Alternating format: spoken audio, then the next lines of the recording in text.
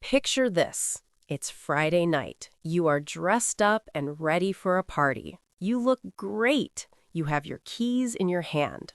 But suddenly, you feel a wave of absolute dread wash over you. Your stomach drops. You think about walking into that room full of people, speaking English, making small talk, and you just want to put your pajamas back on and hide under the blankets. Welcome back to the English Conversation Podcast. I'm Sarah. And I'm Daniel. Today, we are talking about that feeling, social anxiety. It is tough enough dealing with anxiety in your native language, but when you add the pressure of speaking a second language, like English, it can be paralyzing. Now, we aren't therapists, and we cannot cure your anxiety in 20 minutes, but our goal today is to give you the specific vocabulary to define exactly what is happening in your brain and body. We want to help you feel less alone and more in control of your emotions in English. But, guys, before we dive into this sensitive topic, Sarah and I have a small favor to ask. We see the view counts on these videos, and it is amazing that so many of you are listening. It really is. But honestly, it feels a bit lonely on this side of the microphone sometimes because we don't get many interactions. If you appreciate us tackling these deeper, real-life topics, please take literally 1 second right now to hit the like button and subscribe to the channel. It seriously helps us start real conversations with you in the comments. Thank you so much. Now, let's start by defining the beast. Are you just shy, or is it anxiety? So, the first step in dealing with these feelings in English is knowing exactly what they are, because people often confuse 3 very different concepts. Right. We need to separate shyness, introversion, and actual social anxiety. They are cousins, but they are not the same person. Let's start with normal nervousness. Daniel, before we hit record today, were you nervous? A little bit, yeah. I always get a little fluttery energy before we start. Exactly. That is normal. In English, we have a perfect idiom for this. We say you have butterflies in your stomach. It feels light, fluttery, maybe a mix of nervousness and excitement, like before a first date or a presentation. You're nervous, but you can still do it. Now, contrast that with anxiety. Anxiety isn't butterflies. It feels much heavier. We often describe it as having a pit in your stomach, like a heavy stone is sitting there. It feels like dread. Dread. D-R-E-A-D. That is a powerful word. It means a deep fear of something that is going to happen in the future. You aren't excited, you are dreading it. Okay, so that's the feeling. Now, let's look at the labels we put on ourselves. The first one is being shy. Being shy is a personality trait. If you are shy, you feel timid or quiet when meeting new people. It takes you a while to warm up. And that's okay. Being shy is not a disorder. It's just who you are. Now, what about being an introvert? This is the most misunderstood one. Yes, introversion is all about energy. It does not mean you are shy. You can be a very confident, outgoing introvert. True. Being an introvert just means that social situations drain your energy. To recharge your battery, you need alone time. Exactly. An extrovert gains energy from being around people. An introvert loses it. It's biological. Okay, so finally, what is social anxiety? This is different. This goes beyond being shy or needing alone time. This is an intense, overwhelming fear of social situations because you are afraid of being judged. You are terrified of being criticized, rejected, or humiliated. You aren't just quiet. Your brain is telling you that you are in danger. And when you're at a party with that feeling, you often become what we call a wallflower. Oh, that's a great noun. A wallflower is someone who literally stands against the wall at a dance or a party because they're too shy or anxious to mingle with others. So, you can be a shy introvert with butterflies in your stomach. Or you can be an outgoing extrovert who suddenly feels a pit of dread because of social anxiety. Recognizing the difference is huge, but what does that anxiety actually feel like inside? What is happening to your body and your mind when it hits? We are going to explore those physical and mental symptoms in the next part. Okay, Daniel, we've defined the difference between being shy and having anxiety, but definitions are intellectual. Anxiety is visceral, it's physical. Right. When you are in that moment, you aren't thinking about definitions. You feel like you're under attack. Let's talk about that internal experience. Scientists call this the fight or flight response. Exactly. It's prehistoric. Your brain walks into a party, sees a group of strangers speaking English, and it incorrectly decides this is a tiger trying to eat me. Right. And because your brain thinks it's a tiger, it pumps your body full of adrenaline so you can run away. But you can't run away from a networking event, so your body just goes haywire. Let's give our listeners the vocabulary for physical symptoms when your body goes haywire. What's the first thing you notice? For me, it's the hands. You get sweaty palms, which is just awful when you're at an event where you have to shake hands with people. You're wiping them on your pants constantly. Oh, yeah, that's classic. For me, it's the chest.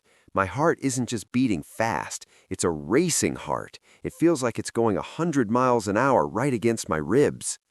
And then you have to speak. You try to say hello, and your throat is tight. You have a shaky voice. It trembles, which makes you feel even more insecure because you know people can hear it. And the most visible one of all, blushing. Ugh, the worst. Your face, your neck, even your ears turn bright red. And the terrible irony is that once you realize you're blushing, you get embarrassed about blushing, which makes you blush even more. It's a vicious cycle.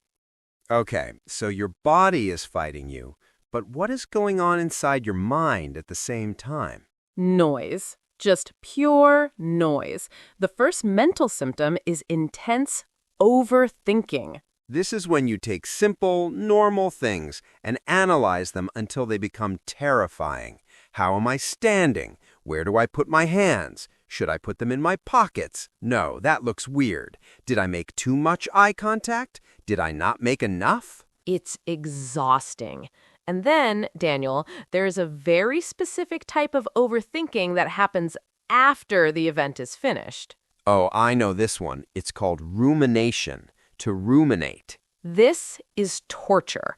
Rumination is when you get home, you're lying in bed, and your brain replays the entire night like a bad movie. Yes, and you only focus on the perceived mistakes. Why did I use that wrong verb tense? They must think I'm stupid. Why did I laugh at that joke? Nobody else laughed. That is ruminating.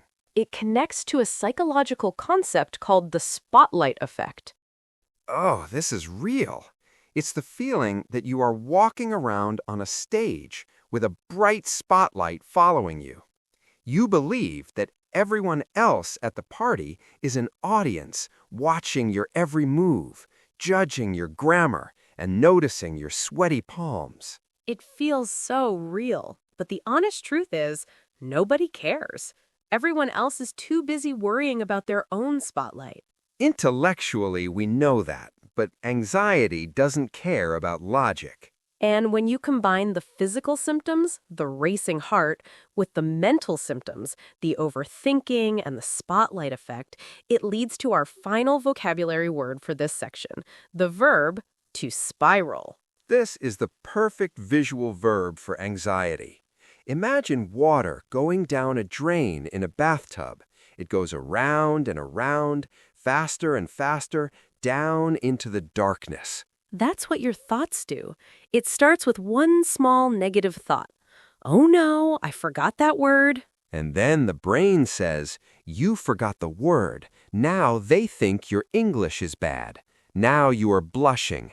Everyone is looking at you blushing. You have to escape. And suddenly, within 30 seconds, you have gone from slightly nervous to a full internal panic attack. You are spiraling. So, you are spiraling. Your battery is completely drained. You just want to escape the situation. How do you get out of these plans politely? Okay, we just talked about spiraling. When your brain is doing that before a party, imagining everyone judging your English, what is the number one instinct you have? Run. Hide under the blankets. Delete my phone. Put on pajamas. The instinct to avoid the situation is overwhelming. It really is, but it's a complicated feeling, isn't it? Because part of you does want to go. Yes, that's the conflict. You don't want to be lonely. You have that very modern feeling, FOMO. FOMO, the fear of missing out. You think everyone is going to have fun, they'll have inside jokes, and I'll be sitting at home alone. But then you decide to do it. You pick up your phone to send the text message canceling plans. You hit send, and what do you feel? Instant, glorious relief. We have a name for that, too. JOMO, the joy of missing out, the joy of knowing you are staying home in comfort. To explain why JOMO feels so good, we have to use my favorite modern metaphor for energy. It is perfect for introverts and anxious people. The social battery. Sarah, break this down. Okay, imagine your ability to socialize, to smile, to make small talk, to speak English, is like the battery icon on your phone. When you wake up after a good night's sleep, maybe you are at 100%. You feel good. But every interaction during the day drains power. A meeting with your boss, minus 20%. Small talk in the elevator, minus 5%.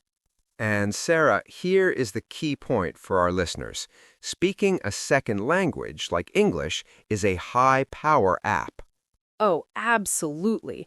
It drains the battery twice as fast as speaking your native language because your brain is working so hard. So, by 7 p.m. on Friday, you look at your internal phone and it's in the red zone. It's at 3%. You say, my social battery is totally drained, or just, my battery's dead. And the only way to fix it is to plug yourself into the wall alone in a quiet room. You need to recharge. Okay, so your battery is dead, you cannot go to that dinner party. How do you cancel in English politely without sounding rude? It depends on the relationship. If it's acquaintances or colleagues, use what we call a soft excuse. Keep it vague. You don't need to lie and say you have the flu. The best all-purpose phrase is, I'm just not really feeling up to it tonight. It's perfect. It implies you feel a little sick or a little tired, but you don't have to explain why. Another good one is linking it to the battery metaphor.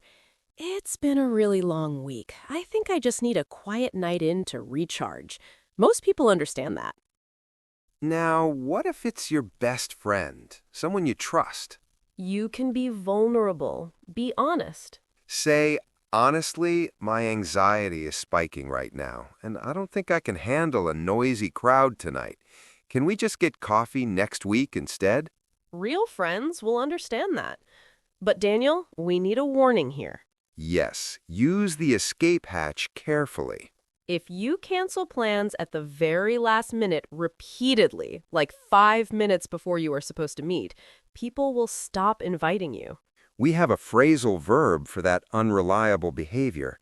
We say you are flaking out. Don't flake out on your friends constantly. Try to give notice. Okay, but Sarah, sometimes you can't cancel. It's your sister's wedding. It's a mandatory work event. You have to go, even though your battery is low. How do you survive it once you are there? Sometimes you cannot use the escape hatch. It's a mandatory work event or your best friend's birthday. You have to go. Right. You are there. The room is loud. Everyone is speaking fast English. You feel your heart starting to race. How do you survive the next 2 hours without spiraling? My go-to strategy is finding an anchor. Like on a boat? To stop you from drifting away? Exactly. An anchor is your safe person. Identify the one person at the party you feel comfortable with and stick close to them. This is great advice. Let them do the heavy lifting and conversations. You can just stand next to them, smile, and nod. It takes the pressure off you to perform in English constantly.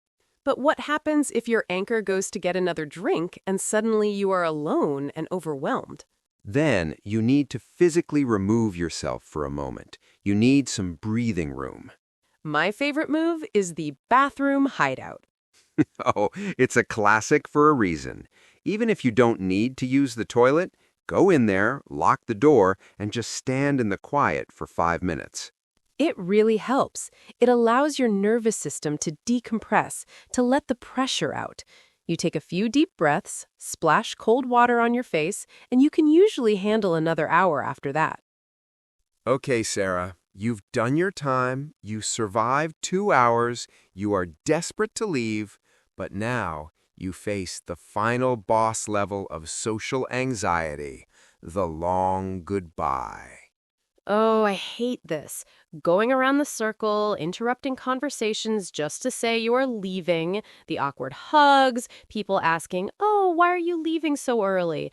It's nightmare fuel. It is time to teach our listeners the ultimate and slightly controversial escape move. We call it the Irish goodbye. In some other cultures, it's called a French leave. Whatever you call it, the concept is simple. You just disappear. You ghost the party. You don't say goodbye to anyone. You wait for a busy moment, slip out the back door, and go home to your pajamas. Now, some people think this is rude. If it's a tiny dinner party of 4 people, don't do this. But if it's a crowded room with 30 people, honestly, nobody will notice right away. If it saves you 20 minutes of intense anxiety at the door, I give you permission to do it.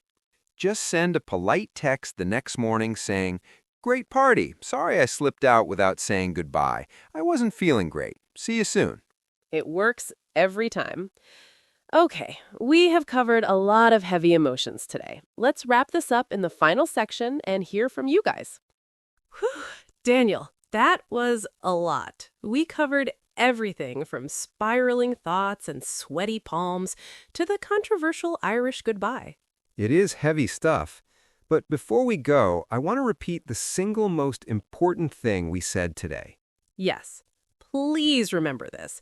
If you feel this way, the pit in your stomach, the dread before a party, it does not mean your English is bad.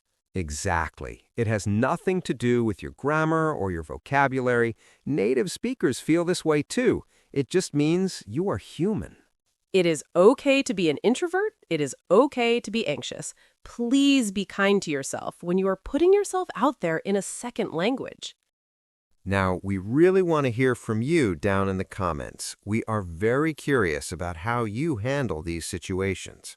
Yes, it is time for our question of the day.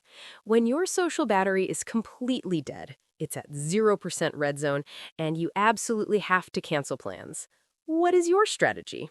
Are you team honesty?